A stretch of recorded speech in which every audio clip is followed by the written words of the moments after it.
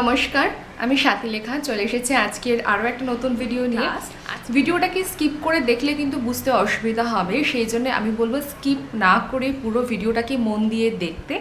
যদি কোথাও বুঝতে অসুবিধা হয় তাহলে পজ করে আরেকবার প্লে করে দেখে নিতে, তাহলে বুঝতে সুবিধা হবে। আজকে আমরা দেখব laboratory test of respiratory system. আগের ভিডিওটাতে আমি ডিসকাস করেছিলাম হিস্ট্রি কালেকশন, ফিজিক্যাল এক্সামিনেশন নিয়ে।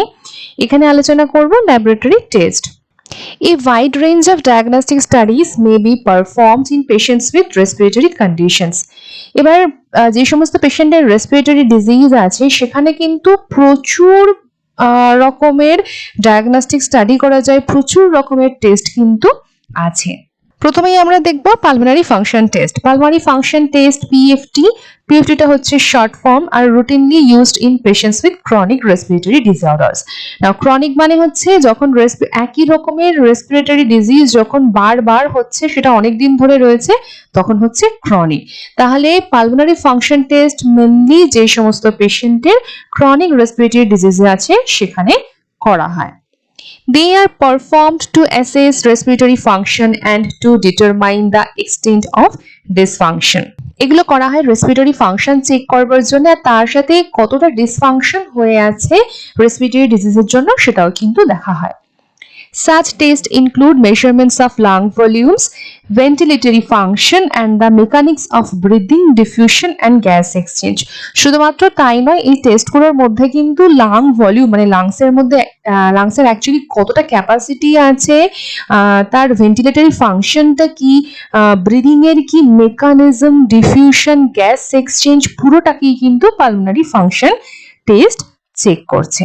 এখানে পালমোনারি ফাংশন টেস্টের মধ্যে মোস্ট কমন হচ্ছে স্পাইরোমেট্রি। এবার দেখে নেব লাং ভলিউম। এখানে অনেকগুলো টার্ম, টোটাল 8টা টার্ম আমি বলবো, সেগুলোকে কিন্তু যারা second year medical surgical nursing পড়ছে তাদের ভালো করে পড়ে বুঝে নেওয়া উচিত, বা যারা মুখস্থ করতে চায় মুখস্থ করে নেওয়া উচিত। এই জিনিসগুলো কিন্তু অনেক সময় pulmonary function test short note হিসেবে কিন্তু এক্সামিনেশনে আসে। টাইডাল ভলিউম, এটাকে শর্টে টিভি বলা হয়। It is the amount of air that can be inhaled or exhaled during one respiratory cycle. মানে হচ্ছে এটা হচ্ছে ততটা পরিমাণ এয়ার যতটা একটা রেসপিরেটরি সাইকেলের মধ্যে ইনহেল করা যায় বা এক্সহেল করা যায়, নিঃশ্বাস নেওয়া যায় বা নিঃশ্বাস ছাড়া যায়। The normal adult value is 10% of the vital capacity. এটাকে ডিনোট করা হয় VC বলে, approximately 300 to 500 ml, 6 to 8 ml per kg, but can increase up to 50% of VC on exercise. এবারে টাইডাল ভলিউমটা নর্মাল হচ্ছে, ভাইটাল ক্যাপাসিটি 10%, মোটামুটি ভাবে সেটা হচ্ছে 300 to 500 ml। আমরা অনেক বইতে দেখবো যে টাইডাল ভলিউম 500 বলেই লেখা আছে, কোনো অসুবিধা নেই, বিকজ অ্যাপ্রক্সিমেটলি 300 to 500 এর মধ্যে এটা পড়ছে। কিন্তু কেউ যদি এক্সারসাইজ করে তাহলে কিন্তু ভাইটাল ক্যাপাসিটির 50% অবধিও হতে পারে, মানে সেক্ষেত্রে কিন্তু টাইডাল ভলিউম বেড়ে যেতে পারে। ইন্সপিরেটরি রিজার্ভ ভলিউম, এটাকে শর্টে বলা হয় IRV। It is the amount of air that can B ফোর্সিবলি inhaled after a normal tidal volume. এবার নর্মাল টাইডাল ভলিউম প্রথমে আমরা দেখে নিলাম। এবার নর্মাল টাইডাল ভলিউম যদি সাপোজ কেউ ইনহেল করছে, মানে ওই 300 থেকে 500 ml এয়ার কেউ ইনহেল করলো, করার পরে কেউ যদি জোর করে আরো কিছুটা নিঃশ্বাস নিয়ে নেয়, সেটা কিন্তু আমরা সবাই করতে পারি, সেটা করা পসিবল। আমি নর্মালি যে শ্বাসটা নিলাম, নেয়ার পরে জোর করে যদি আরো কিছুটা শ্বাস নিই, সেটা হচ্ছে ইন্সপিরেটরি রিজার্ভ ভলিউম। এবার inspiratory reserve volume is usually kept in reserve, মানে এটা কিন্তু বেসিক্যালি রিজার্ভে রাখা থাকে।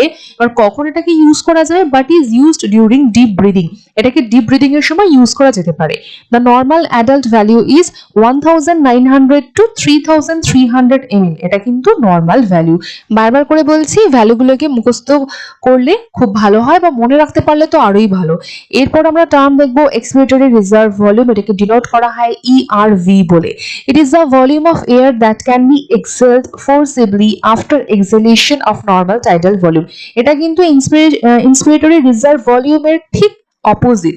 তো এটা হচ্ছে সেই পরিমাণ বাতাসটা যেটা নর্মাল টাইডাল ভলিউমটাকে এক্সহেল করে দেওয়া হলো বা এক্সপিরেশন মাধ্যমে বের করে দেওয়া হলো, তারপরেও কিছুটা বাতাস কিন্তু জোর করে বের করা যায়, সেটা হচ্ছে এক্সপিরেটরি রিজার্ভ ভলিউম। এবার নর্মাল অ্যাডাল্ট ভলিউম হচ্ছে কিন্তু 700 থেকে 1200 ml। ERV is reduced with obesity, ascites, or after upper abdominal surgery। এবার এই এক্সপিরেটরি রিজার্ভ ভলিউম কিন্তু কমে যেতে পারে। কোন কোন সিচুয়েশনে কমে যেতে পারে? ওবেসিটি হলে হতে পারে, অ্যাসাইটিস হলে হতে পারে, বা আপার অ্যাবডোমিনাল সার্জারির পরেও কিন্তু কমে যেতে পারে। Residual volume RV, it is the volume of air remaining in the lungs after maximum exhalation. Normal adult value is averaged at 1200 ml, that is 20 to 25 ml per kg। এবার এটা হচ্ছে residual volume, হচ্ছে সেই বাতাসটা যেটা maximum এক্সহেলেশন হয়ে যাওয়ার পরেও কিছুটা পরিমাণ বাতাস লাংসের মধ্যে রয়ে যাচ্ছে, সেটা হচ্ছে রেসিডুয়াল ভলিউম। এইবার আমরা লাংসের ক্যাপাসিটির মধ্যে আর কি কি টার্ম আছে সেগুলো পড়বো। ইন্সপিরেটরি ক্যাপাসিটি, সেটা হচ্ছে IC, it is the maximum volume of air that can be inhaled volume এ রেস্টিং স্টেট। তাহলে এটা হচ্ছে সেই পরিমাণ ম্যাক্সিমাম এয়ার যেটা রেস্টিং স্টেট মানে হচ্ছে রেস্ট নেওয়া অবস্থায়, শুয়ে থাকা অবস্থায়, বসে থাকা অবস্থায় ইনহেল করা যায়, এটা হচ্ছে inspiratory capacity. It is calculated from the sum of inspiratory reserve volume and tidal volume. তো এটাকে কিন্তু কিভাবে ক্যালকুলেট করা যেতে পারে?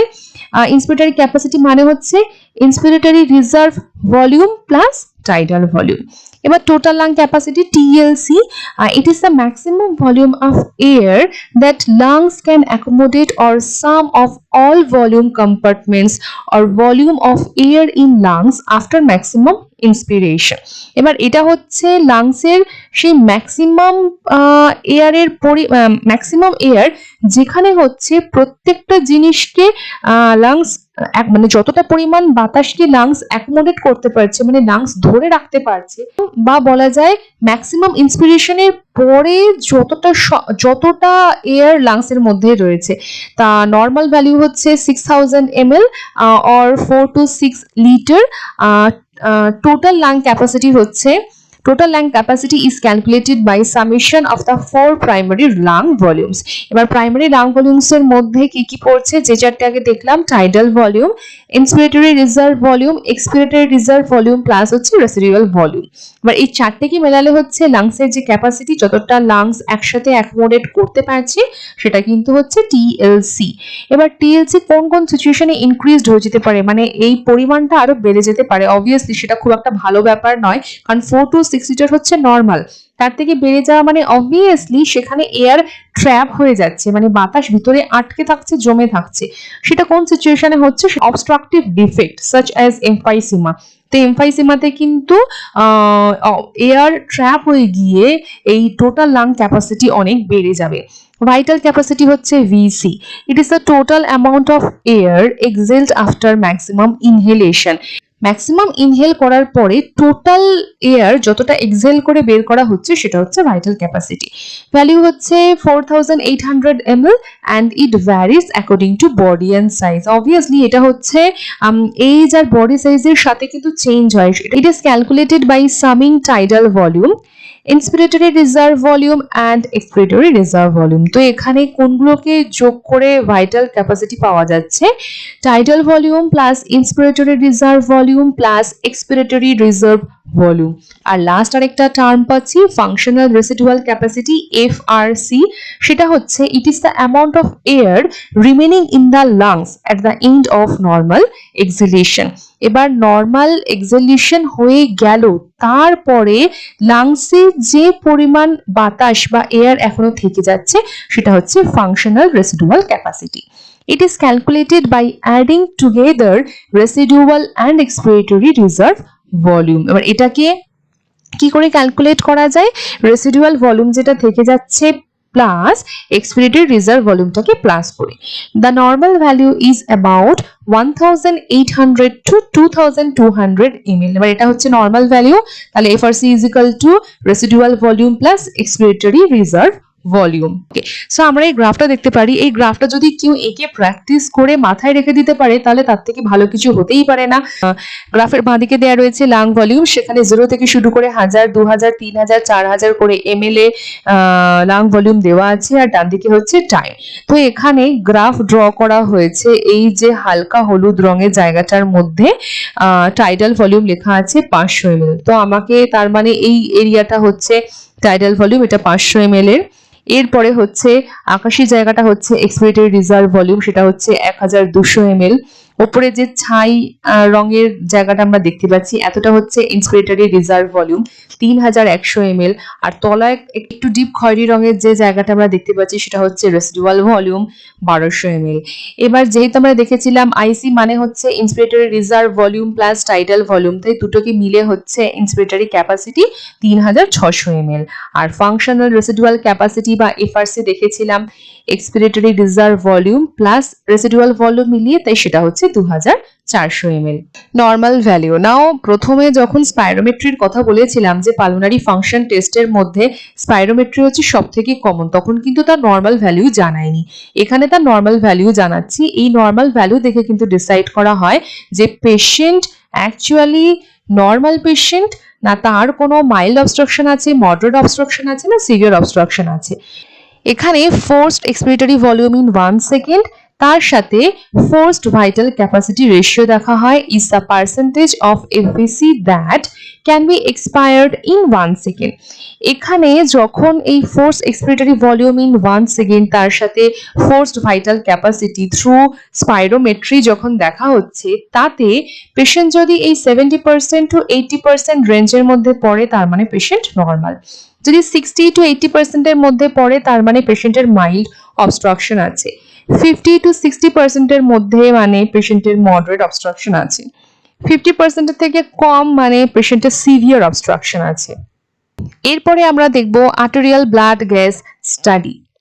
Measurements of blood pH and of arterial oxygen and carbon dioxide tensions are obtained when managing patients with respiratory problems and adjusting oxygen therapy as needed. The arterial oxygen tension partial pressure or PaO2 indicates the degree of oxygenation of the blood, and the arterial carbon dioxide tension partial pressure or PaCO2 indicates the adequacy of alveolar ventilation.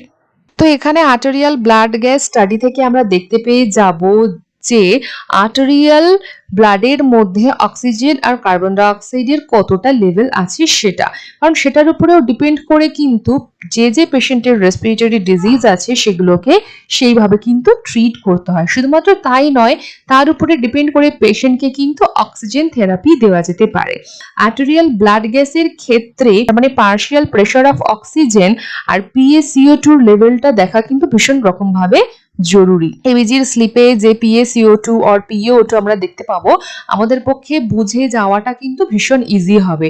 তাহলে এখানে pH দেখছি যে 7.4 এর কম হলে বলবো acidosis, 7.4 এর বেশি হলে বলবো অ্যালকালোসিস, কারণ পিএইচ এর রেঞ্জ হচ্ছে 7.35 to 7.45।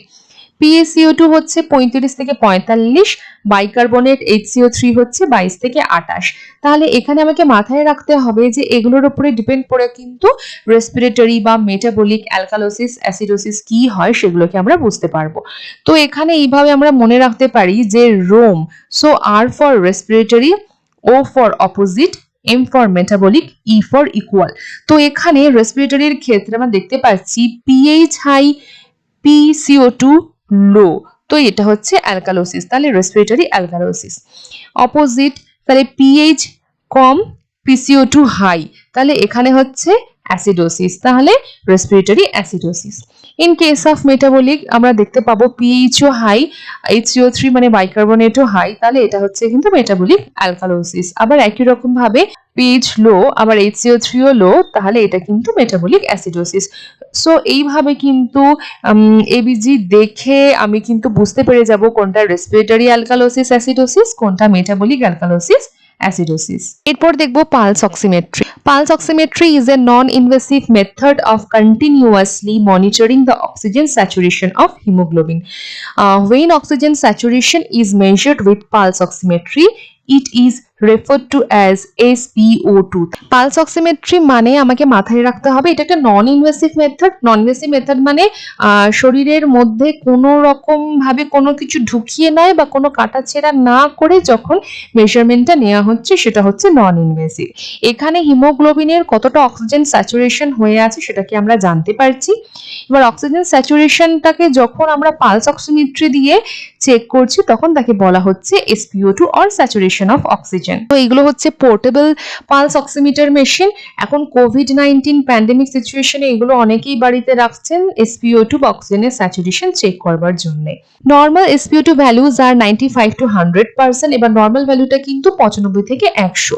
Values less than 85% indicate that the tissues are not receiving enough oxygen and further evaluation is needed.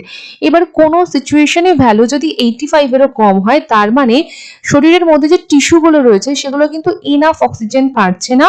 পেশেন্টের ফার্দার ইভালুয়েশন করা দরকার যে পেশেন্টকে as soon as possible oxygen দিতে হবে, আর কি রোগের জন্য পেশেন্টের এই অসুবিধা হচ্ছে সেটাকেও as soon as possible find out করতে হবে। এরপরে আমরা দেখব culture, throat culture. Throat culture may be performed to identify organisms responsible for pharyngitis. For example, pharyngitis হওয়ার জন্য কোন অর্গানিজম রেসপন্সিবল তার জন্য থ্রোট কালচার করা যেতে পারে। Nasal swabs may be performed for the same purposes. Nasal swabও নেওয়া যেতে পারে।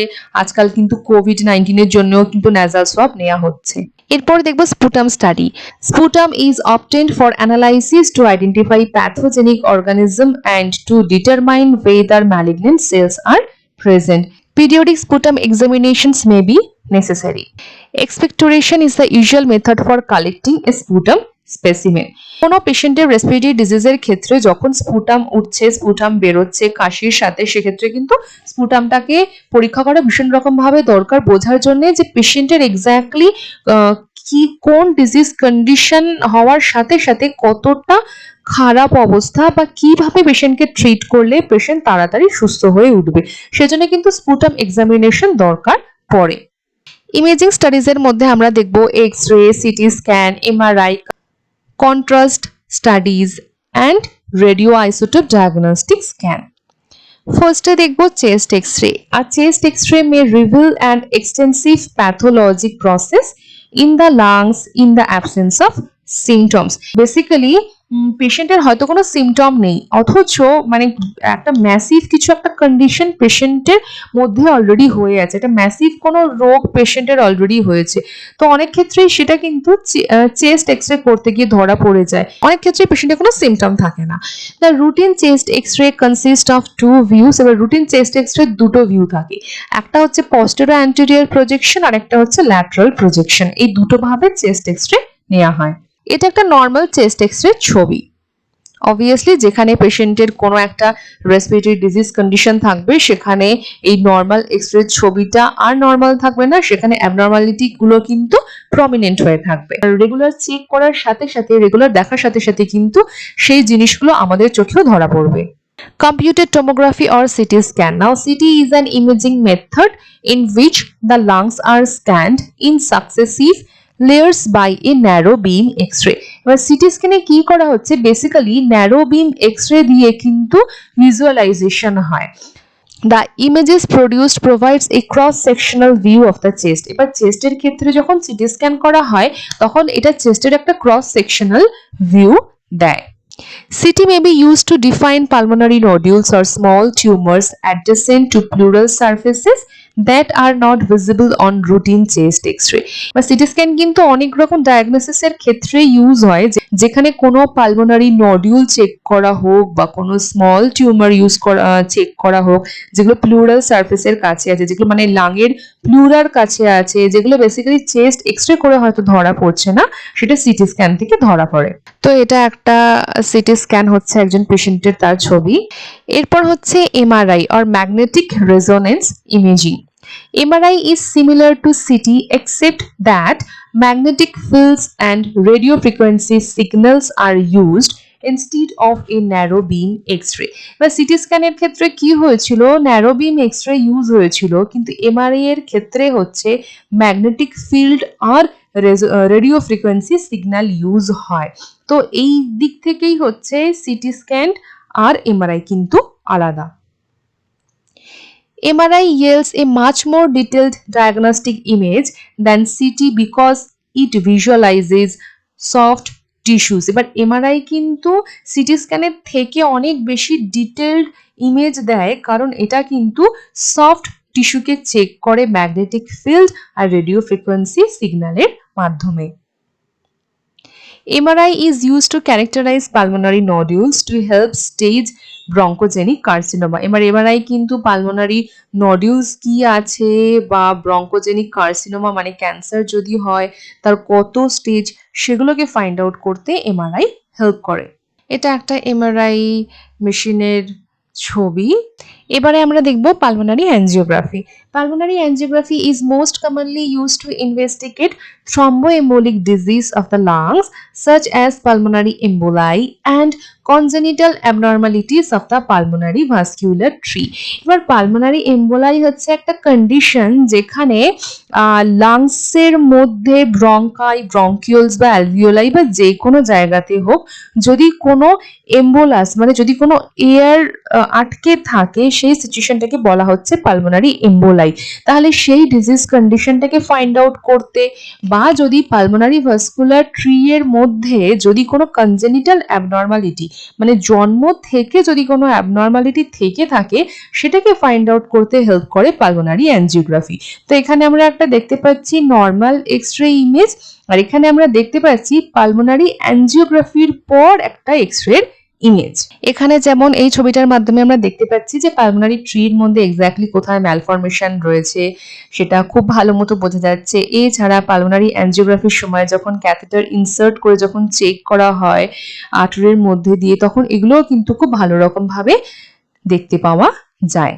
এরপর আমরা দেখব fluoroscopic studies. Fluoroscopy is used to assist with invasive procedure such as a chest needle biopsy or tracheobronchial biopsy that are performed to identify lesions. এবার ফ্লুরোস্কোপি হচ্ছে একটা study যেখানে ইনভেসিভ প্রসিডিউরের সাথে এটা ব্যবহার করা হয়। ইনভেসিভ প্রসিডিউর মানে কি কি এক্সাম্পল দেওয়া যেতে পারে, যদি চেস্ট নিডল বায়োপসি করা হয়, যদি ট্রান্সব্রঙ্কিয়াল বায়োপসি করা হয়, যে বায়োপসিগুলো লাংসের মধ্যে কোনো লেশন কোনো অ্যাবনর্মাল কিছু জিনিস আছে কিনা আইডেন্টিফাই করার জন্য যখন করা হয়। It also may be use to study the movement of the chest wall, mediastinum, heart and diaphragm to detect diaphragm paralysis and to locate lung masses. এবার শুধুমাত্র তাই নয়, এটা কিন্তু চেস্ট ওয়ালের মুভমেন্ট দেখার জন্যে, মিডিয়াস্টাইনাম দেখার জন্যে, হার্ট, ডায়াফ্রাম এগুলোর মুভমেন্ট বোঝার জন্য, শুধুমাত্র তাই নয় ডায়াফ্রামের কোনো প্যারালাইসিস হয়ে আছে কিনা, কোনো লাং মাস আছে কিনা সেগুলো দেখার জন্যও কিন্তু ফ্লুরোস্কোপি স্টাডি ইউজ করা হয়। এবার এখানে ফ্লুরোস্কোপি স্টাডি মেশিনের একটা ছবি আমরা দেখতে পেয়ে যাচ্ছি। এখান থেকে আরো বলতে গেলে বলা যায় The fluoroscopy procedure is an imaging technique that gathers real-time moving images using a fluoroscope of internal structures of patient. এবারে এখানে কিন্তু এই ফ্লুরোস্কোপি মেশিনটা হেল্প করছে। রিয়েল টাইম মুভিং ইমেজেস মানে হচ্ছে যে জাস্ট এক্স্যাক্টলি এই মোমেন্টে শরীরের মধ্যে কোন অর্গান মুভ করছে আর কি দেখা যেতে পারে এক্স্যাক্টলি সেই ছবিটাই কিন্তু ফ্লুরোস্কোপি প্রোভাইড করে। এবার দেখব রেডিও আইসোটোপ ডায়াগনস্টিক প্রসিডিউর যেমন lung scan. Lung scan is performed by injecting a radioactive agent into a peripheral vein and then obtaining a scan of the chest to detect radiation. এবার lung scan করা হয়, একটা radio active substance আছে। আরো যারা নতুন তাদের হয়তো বুঝতে একটু অসুবিধা হবে, যারা অলরেডি পড়ছো তারা বুঝতে পারবে। রেডিও অ্যাক্টিভ সাবস্টেন্সটাকে যদি শরীরের মধ্যে ইনজেকশনের মাধ্যমে দেওয়া হয় তাহলে কিন্তু তার যখন একটা ইমেজ নেওয়া হবে সেটা কিন্তু অনেক প্রমিনেন্ট হয়ে বোঝা যাবে। যেমন এখানে এই পাশের ছবিটা দেখে বুঝতে পারছি যে লাং স্ক্যানের মাধ্যমে রেডিও আইসোটোপ এজেন্ট দেওয়ার জন্য এই জায়গাতে যে লাং ক্যান্সার হয়ে আছে সেটা খুব ভালোভাবে প্রমিনেন্ট হয়ে যাচ্ছে এই ইমেজ থেকে। Endoscopic procedure. Endoscopic procedures include bronchoscopy. Bronchoscopy ki? Bronchoscopy is the direct inspection and examination of the larynx, trachea and bronchi through either a flexible fiber optic bronchoscope or a rigid bronchoscope. এবার ব্রঙ্কোস্কোপ মানে হচ্ছে broncho, এখান থেকে বুঝতে পেরে যাচ্ছি তার মানে লাংসের মধ্যে যে ব্রঙ্কাই আছে সেটা ব্রঙ্কাই, আর স্কোপ মানে হচ্ছে visualization with the help of camera. তাহলে এই ব্রঙ্কোস্কোপির মাধ্যমে কিন্তু ল্যারিংস, ট্র্যাকিয়া, ব্রঙ্কাই দেখা যায়, ডিরেক্টলি দেখা যায়। আর সেটা দেখা যায় নয় ফ্লেক্সিবল ফাইবার অপটিক ব্রঙ্কোস্কোপ হয় আর না হলে হচ্ছে রিজিড ব্রঙ্কোস্কোপ। স্কোপ হয়। তো এখানে ছবি থেকে দেখতে পেয়ে যাব যে এটা একটা ফ্লেক্সিবল ফাইবার অপটিক ব্রঙ্কোস্কোপ, যেটা হচ্ছে পেশেন্টের মুখের মধ্যে দিয়ে ঢুকে ট্র্যাকিয়ার মধ্যে দিয়ে গিয়ে ব্রঙ্কাইয়ের মধ্যে দিয়ে ব্রঙ্কিওল অবধি চলে গেছে আর চেক করছে ভিতরে কিছু অ্যাবনর্মালিটি আছে কিনা। এরপর দেখব থোরাকোস্কোপি। নাও থোরাকোস্কোপি হচ্ছে একটা diagnostic procedure in which the pleural cavity is examined with a endoscope. Now thoracoscopy is the visual examination of the lung surfaces and pleural space through a viewing tube. That is called as thoracoscope. Now thoracoscopy is used to view the lung and the space surrounding the lungs, that is pleural space. Now এই থোরাকোস্কোপি হচ্ছে একটা procedure. লাংসের অ্যানাটমির মধ্যে বলেছিলাম যে লাংসের এই যে পর্দাটা রয়েছে সেটা হচ্ছে বেসিক্যালি একটা প্লুরা। এই প্লুরার বাইরের দিকটা হচ্ছে প্যারাইটাল প্লুরা, মধ্যেরটা হচ্ছে ভিসেরাল প্লুরা, তার মধ্যে যে স্পেসটা আছে সেটা হচ্ছে প্লুরাল স্পেস। নাও এই প্লুরাল ক্যাভিটিটাকে যখন একটা এন্ডোস্কোপের মাধ্যমে চেক করা হয় সেটাকে বলা হয় থোরাকোস্কোপি। ঠিক আছে, এই এই এই থোরাকোস্কোপির সময় যে ক্যামেরাটাকে দিয়ে এই কাজটা করা হয় সেটাকে বলা হয় থোরাকোস্কোপ। নাও থোরাকোস্কোপটা কিন্তু এই লাংস দেখবার জন্য প্লাস লাংসের পাশে এই যে প্লুরাল স্পেসটা রয়েছে এটা দেখবার জন্য ইউজ করা হয়। এই যে থোরাকোস্কোপির মাধ্যমে এই ইনার ইমেজগুলো কিন্তু দেখা যায়, খুব ভালো করে বোঝা যায়। এবার আমরা দেখব থোরাসিন্থেসিস। Purposes of the procedure include removal of fluid and air from the pleural cavity, aspiration of pleural fluid for analysis, pleural biopsy and installation of medication into pleural space. আগে ছবির মাধ্যমে দেখালাম সেই প্লুরাল ক্যাভিটির মধ্যে যদি কোনো ফ্লুইড জমে থাকে, যদি কোনো এয়ার জমে থাকে সেটাকে বের করা হয়। সেই প্রসিডিওরটার নামই হচ্ছে থোরাসিন্থেসিস। এবার শুধুমাত্র তাই নয়, এখান থেকে কিন্তু বায়োপসির জন্য যখন টিস্যু লাগে সেটা করার জন্য এই প্রসিডিওর ইউজ হয়, থোরাসিন্থেসিস প্রসিডিওর ইউজ হয়।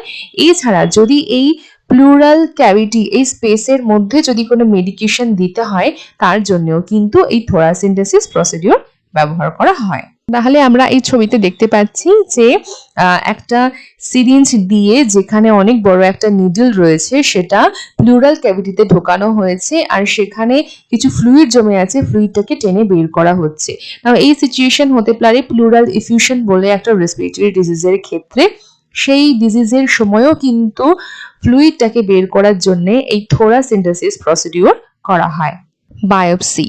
Biopsy is the excision of a small amount of tissue may be performed to permit examination of cells from the pharynx, larynx and nasal passages. Local, topical, moderate sedation or general anesthesia may be administered depending on the site and procedure. এবার biopsy মানে হচ্ছে যে একটা small amount of tissue নেওয়া হবে, যেহেতু এটা respiratory সিস্টেমের ক্ষেত্রে করা হচ্ছে তাই সেখানে ফ্যারিংস থেকে, ল্যারিংস থেকে বা ন্যাজাল প্যাসেজ থেকে হোক, যে জায়গা থেকে করা হবে সেই জায়গায় অল্প কিছু টিস্যু নিয়ে করা হবে।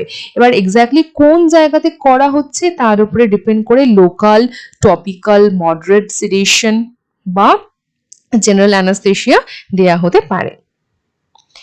কি কি আমরা বায়োপসি দেখতে পাবো? প্লুরাল বায়োপসি, এটা হচ্ছে প্লুরাল বায়োপসির ছবি। Lung biopsy procedure, lung biopsy প্রসিডিওরের ছবি। আর লিম্ফ নোড বায়োপসি, তার ছবি। আজকে আমরা ডিসকাস করলাম laboratory test of respiratory system. এছাড়াও পেশেন্টের সিচুয়েশনের উপরে ডিপেন্ড করে কিন্তু আরো অনেক ডায়াগনস্টিক স্টাডি কিন্তু অ্যাড হতে পারে। ভিডিওটাকে যদি ভালো লেগে থাকে তাহলে অবশ্যই কিন্তু লাইক দাও, বন্ধুদের সাথে শেয়ার করো, আর যারা কিছু জিজ্ঞাসা করতে চাও কমেন্ট করে জিজ্ঞাসা করো, যারা এখনো সাবস্ক্রাইব করোনি তারা সাবস্ক্রাইব করো। Thank you.